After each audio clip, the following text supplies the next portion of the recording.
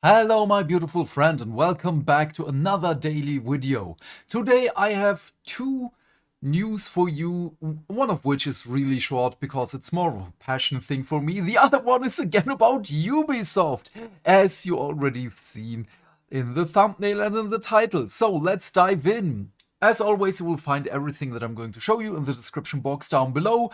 And the first one is written by VGC, by Chris Scullion.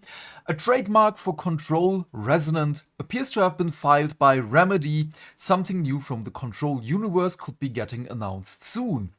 A quick TLDR about this one because I really love the Remedy connected universe. So Alan Wake, Control, Alan Wake 2, a tiny little bit of Quantum Break just because, what was her name?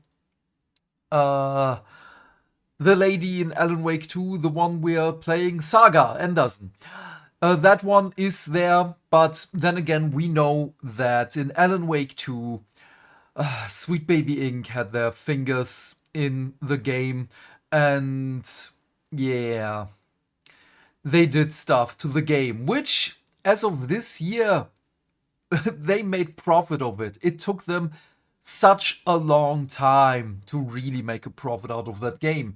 And sadly, it didn't stop there with failures, because this is also here in this article. They're talking about Remedy's finest creation since the original Max Payne. VGC's Control review called the supernatural action adventure game Remedy's finest creation since the original Max Payne. Yeah, that makes more sense. I'm sorry. Oh yeah, Max Payne. I love Max Payne, man. Also, the nods here and there in Alan Wake and in Control to Max Payne, beautiful. Absolutely beautiful.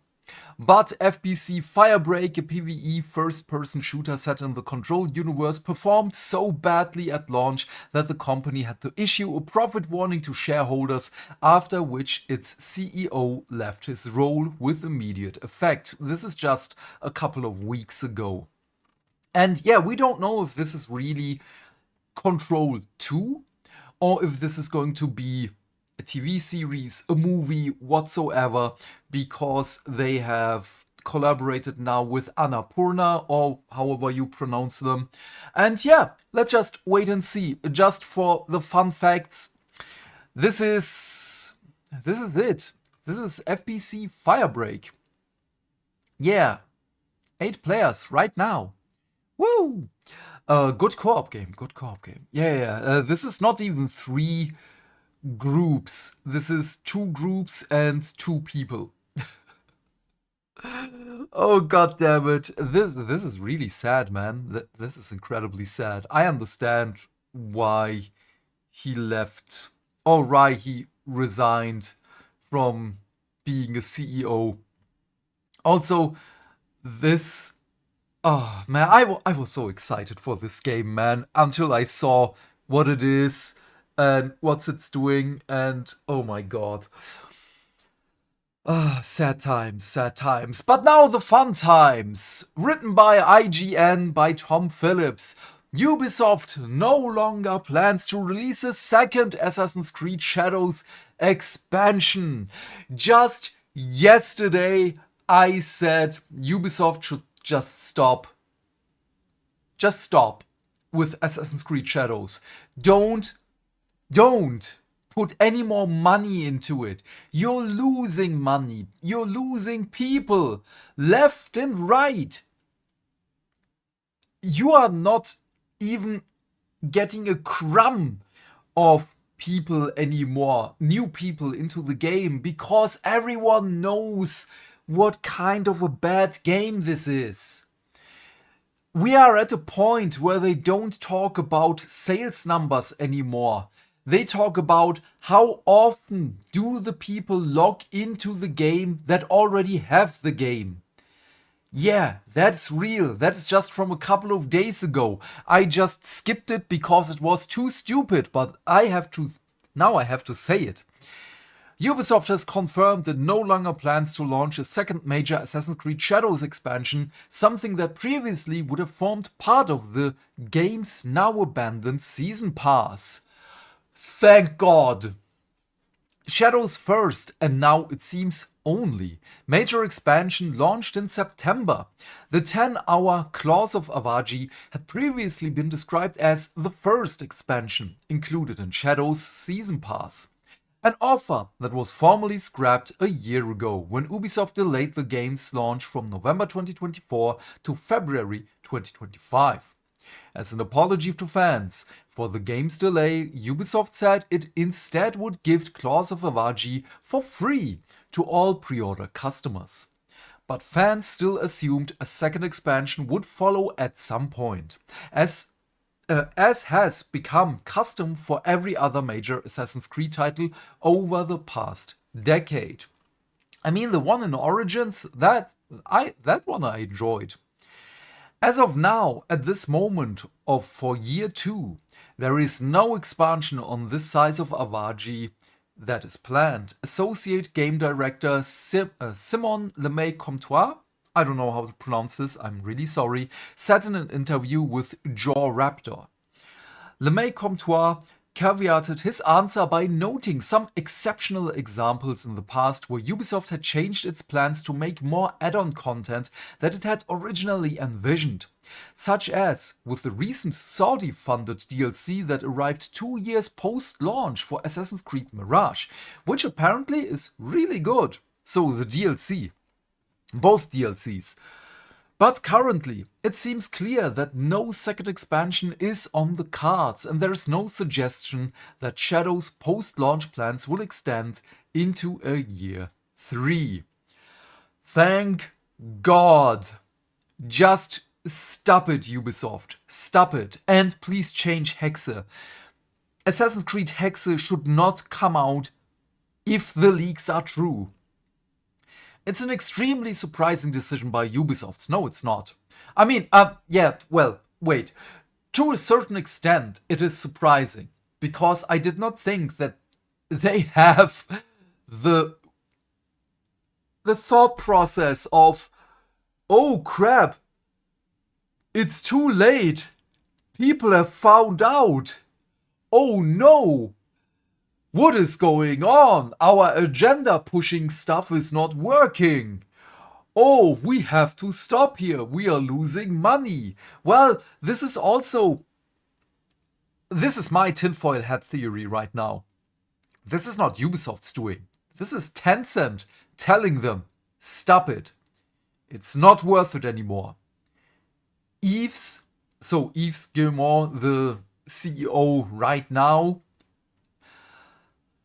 I mean, he already had to get on his knees probably and beg and do other things that you do on your knees. But yeah, where was I? I'm sorry. It's an extremely surprising decision by Ubisoft, which followed up the launch of 2017's Assassin's Creed Origins with 2 expansions, The Hidden Ones and The Curse of the Pharaohs.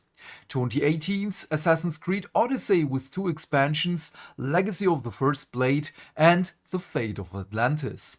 And 2020's Assassin's Creed Odyssey with 3 expansions, Wrath of the Druids, The Siege of Paris and Dawn of Ragnarok. This is a typo, this should be Valhalla. Alongside numerous other smaller DLC drops. 2023's smaller-scale Assassin's Creed Mirage was itself originally planned as yet another Valhalla expansion before it was ultimately released as a standalone game. Thank God. Again, I cannot thank... Thanksgiving has passed and I'm still thankful. We're still working on content for post-launch and supporting it, but it's not a full-on DLC the way a season pass would have had in the previous years, Lemay-Comtois said, confirming at least that Ubisoft still had plans for smaller additions to Shadows within 2026, which again they should just scrap it. Just do some quality of life things here and there, do that, make the game better, but just end it. Just double tap it like in Zombieland. Just do it, please. We're trying to readjust for year 2 a little bit. He continued, there's learning from year 1 we can apply to year 2. Any content we want to do in year 2 will probably be more sparse and not a drip feed, but chunkier updates that shake things up a little more. I'm scared again. I'm not announcing anything at this point, but our strategy for year 1 was to be quick and reactive, which, okay, that one is fine, that one I understand, because the parkour update was really needed apparently. So it means smaller drops often, but for year 2 we don't need to put fires out or anything. Yeah, because it already burned everything down. We also, wait. Assassin's Creed Shadows, there it is. I mean, oh, wow. We still have 3,400 people playing it. I mean, the 24-hour peak, of course, but 3,200 people right now? You can already tell why Ubisoft did the people are logging in more often. Yes, don't worry. So no, people are... They probably don't have enough money to buy another game. That's why they're going into it. Or they just don't know what's going to happen with the game. And I don't know. There's so much to speculate. I don't want to speculate right now. But this is a dumpster fire. This is nice wording, by the way. So it's more what good, chunky little piece of meat we can drop and have people come back and enjoy it. Digging into Lemar Comtoire's comment, the suggestion here is that Ubisoft's decision to change course on Shadows following its pre-release reception impacted the company's plans for post-launch support, with priority placed on fighting immediate fires. There it is again. And indeed, Shadows has enjoyed a series of recent patches that have added numerous fan-requested features in a clear bid to turn sentiment around. Going into further detail, Lemar Comtois also suggests that Shadows had been a tougher game to develop technologically, further complicating plans to get post-launch content ready. I totally get this one. A tougher game to develop technologically? Yes, definitely. You can see that. The engineering of the game is good. There is no arguing about that one. It is good. Like, you can just slice through everything and it has correct collision detection and everything. But it is at a point. Is this a net positive for the game? At this point, I would argue no. Is it beautiful to look at? Of course it is. It is amazing to look at. It is beautiful, it is realistic, and it just has something that brings you more into the game. I enjoyed watching these scenes here and there. But the overall quality of the game, that has suffered. No motion capture. The voice actors are... I don't blame the voice actors here. It's the direction that I blame. Whoever was responsible for the direction of the voice actors, that person is at fault. And I'm going even further. The person even above that, who greenlit it, that person is also at fault. There are so many, in Germany we say, so viele Baustellen, which means there are so many construction sites. And they still have to construct it. This is the German Autobahn right now. Because here in Germany, yeah, I know the world thinks, oh, our Autobahn is so great, you can drive however fast you want. Which, yeah, to be fair, we have spots like that one, where you can just drive with 230, 240 kilometers per hour, or whatever that is in miles or freedom units or retard units, however you want to name it. But usually you drive 100, 120 or so kilometers per hour. And that is if there is not a construction site there, which should be done in, I don't know, 3 weeks, 6 weeks, but it's there for 6 months or even longer. And this is Assassin's Creed Shadows. Assassin's Creed Shadows is the German Autobahn of video gaming. So, I said it, and I'm not sorry for it. I think with Shadows we had a big jump in generations, he continued. The engine work that we had to do on Shadows took a lot of time and a lot of our resources. So the planning for the post-launch was not really clear as soon as it would have been on another game, where the technology was more stable and well known. So I don't know, do they have a new engine for that one? Did they change the engine? Which would be bad. This is why I love Capcom and the RE engine. Yes, it has its problems with open world games. Absolutely, I'm not arguing that. Dragon's Dogma 2 and Monster Hunter Wilds are proof of that one. However, I say it again and again and again. The teams in between Capcom are talking to each other. The Pragmata team taught the Resident Evil team things and vice versa. The Onimusha team did probably the same thing. The Pragmata team and the Resident Evil team, we know, we have confirmation of that one. But it doesn't stop there. It's just multiple teams in one building. They're communicating, they're going on lunch breaks together and so on.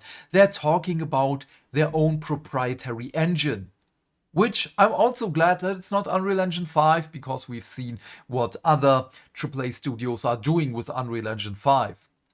Borderlands. Continue. We started fairly late on Shadows, because I remember during pre-launch we had the season pass, he admitted, and the situation changed when we pushed back on the release date. That plan changed quite a bit, and then we had to kind of adapt to the situation.